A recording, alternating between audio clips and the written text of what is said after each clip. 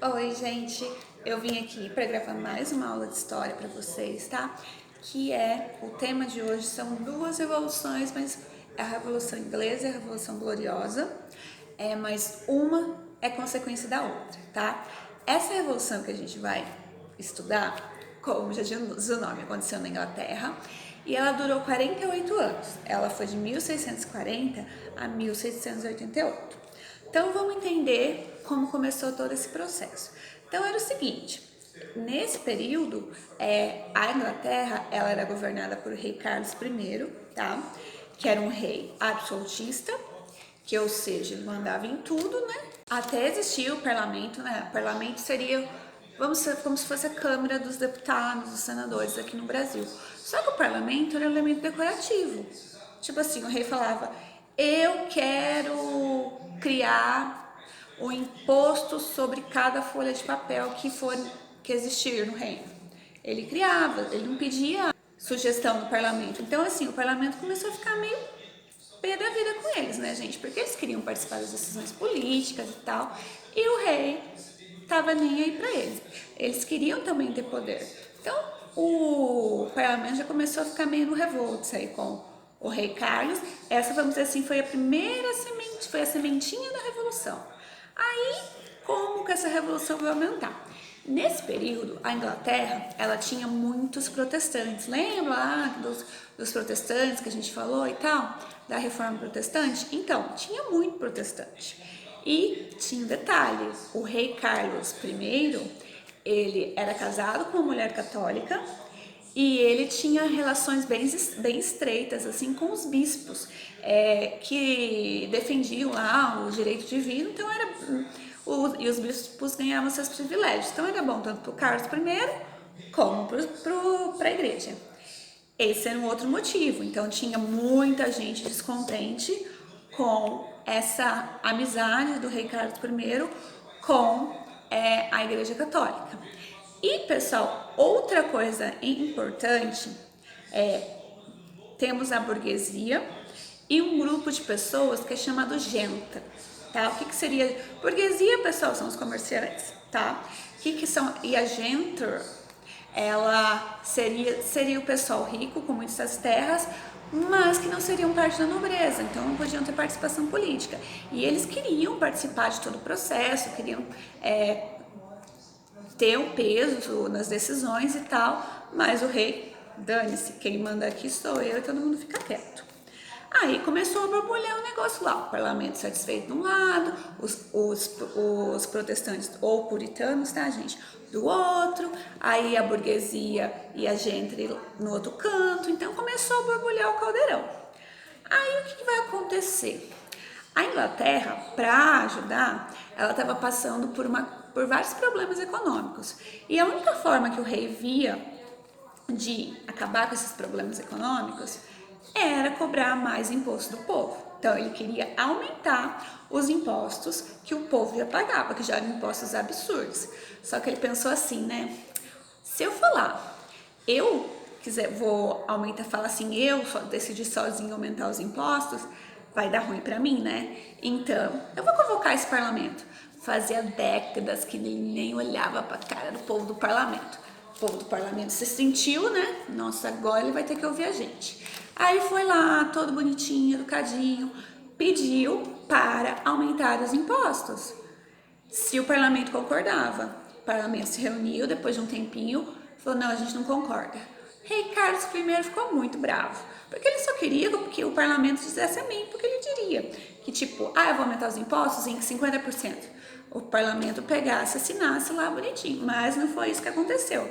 O parlamento peitou o rei, aí o que o rei fez? O rei dissolveu o parlamento, ou seja, acabou com o parlamento. A partir daquele momento, o parlamento não existia mais. Só esses foram os principais motivos, né, do início da Revolução. Então, para complicar mais o cenário, que não estava muito favorável para o Carlos I, já estava uma tensão ali entre os burgueses, o parlamento, os puritanos, a igreja, tava um balaio lá. A Irlanda, que naquela época a Irlanda fazia parte da Inglaterra, ela resolve começar a brigar para se tornar independente. como a Irlanda pede para ela ficar independente, o Carlos I, ele precisava de mais exércitos, né, para ele conseguir impedir a independência da Irlanda, porque ele não ia querer perder o país, né? Porque naquela época terra era poder, né? Então, se você perde um país, você diminui seu poder. Então, ele vai convocar exércitos. Só que o que o parlamento faz? Ele mexe os pauzinhos lá e ele impede que o Carlos I consiga trazer exércitos maiores, né, para lutar contra a Irlanda. Por que eles fazem isso? Porque é o seguinte, o cara já era um tirano, o cara já mandava e desmandava aí em todo mundo. Imagina com um exército maior, ele começa a matar todo mundo que era contra ele. Então, para não aumentar o poder, o pessoal do parlamento deu um jeito lá para que o rei Carlos não conseguisse esses exércitos. Com essa decisão do parlamento, o rei Carlos I ficou cada vez mais bravo, né? Então ele falou assim, tá bom, vamos acabar com essa bagaça aqui, vamos começar a guerra, que eu vou derrotar esse parlamento aí para eles ficar de boa, eu voltar até minha vida tranquilinha. Então, se formou o exército do rei, tá? E o exército que eram os aliados do parlamento. Quem eram os aliados do rei? Vocês têm que lembrar que era a nobreza, né, a alta nobreza, e os católicos, né, a igreja, né.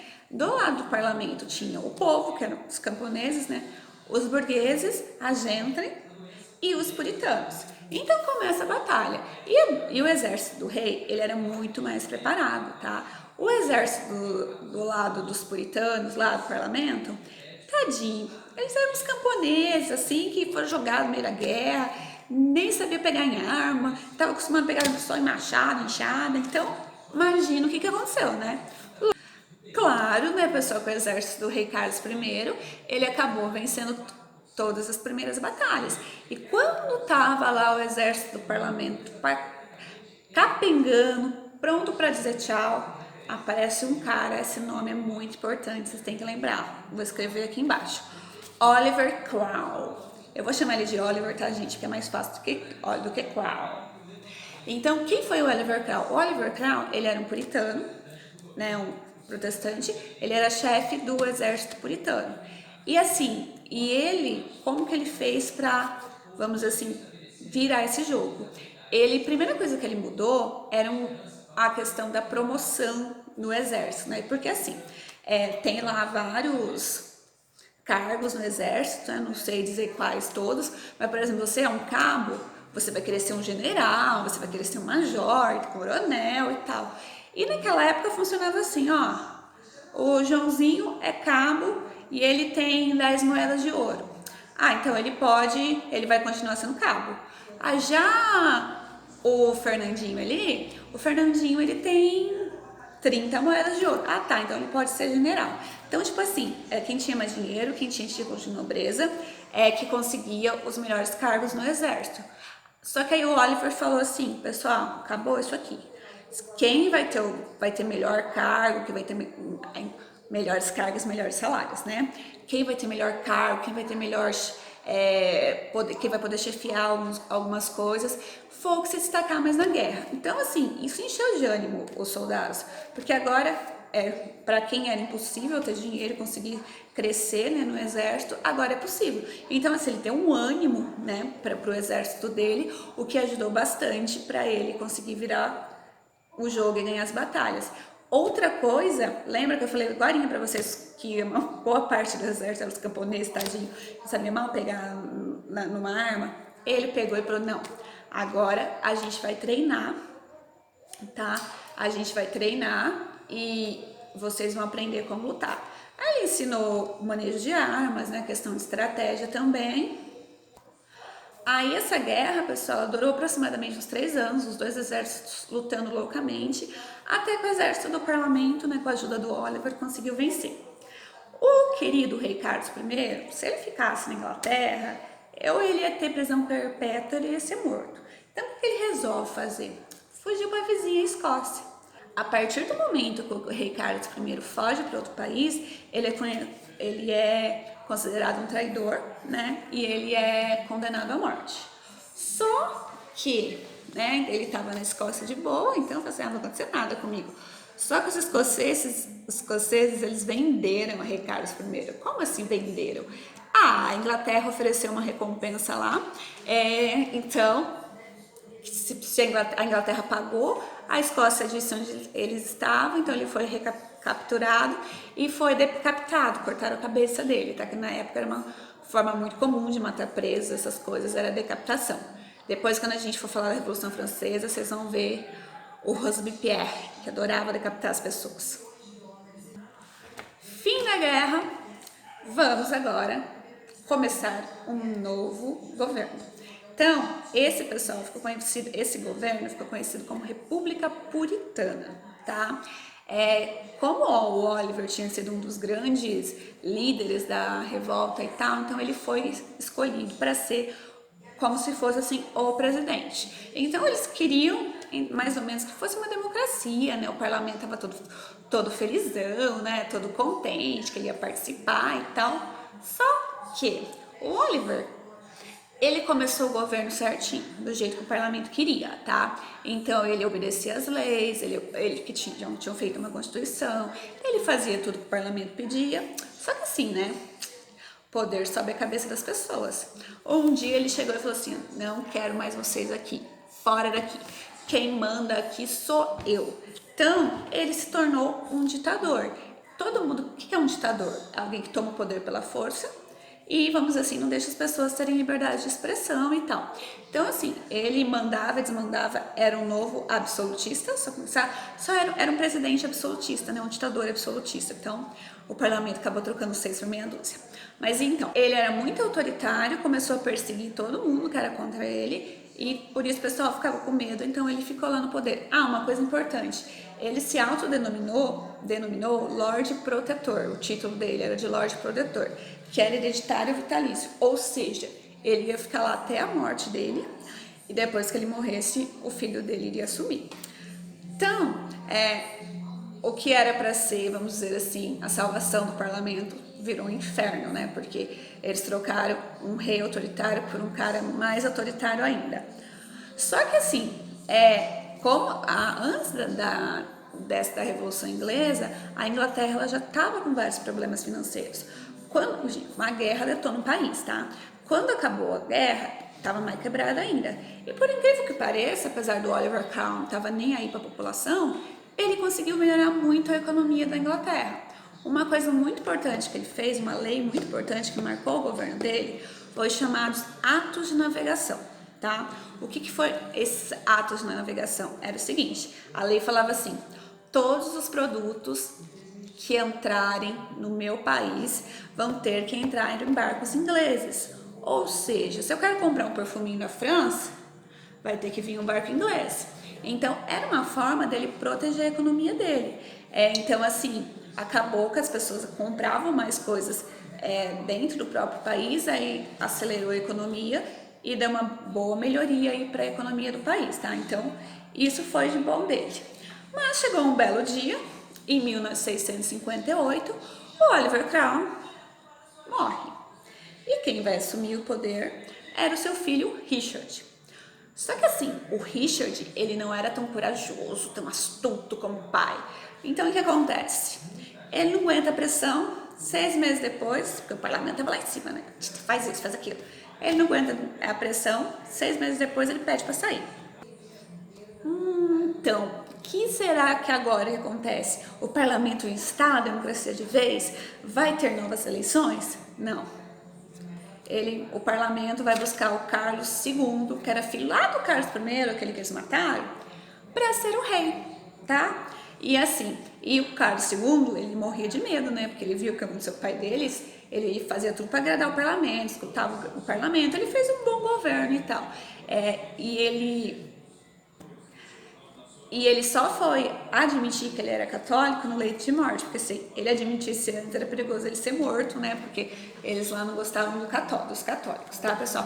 Mas assim, o Carlos II acabou até que fez um bom governo, respeitou as ordens do parlamento. Só que assim, né? De acordo com as regras da monarquia daquela época, agora quem seria o próximo a ocupar o trono, que era o parente mais próximo, seria o genro do Carlos II, que era o Jaime II, tá, pessoal? Calma que esses nomes não são tão importantes, tá? O Carlos I, do Oliver, beleza, tá? O Carlos II, do Jaime II não vai ser tão importante. Mas o seguinte, só que assim, o parlamento, ele não gostava muito da dinastia Stuart, que era a família do Carlos II. Então eles temiam que a qualquer momento eles poderiam dar o golpe lá e retornar e parar de obedecer as ordens, vamos dizer assim, né, as contribuições do parlamento.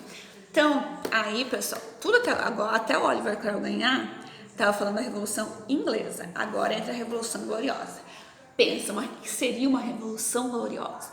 É algo que deu muito certo, né, um negócio bem legal.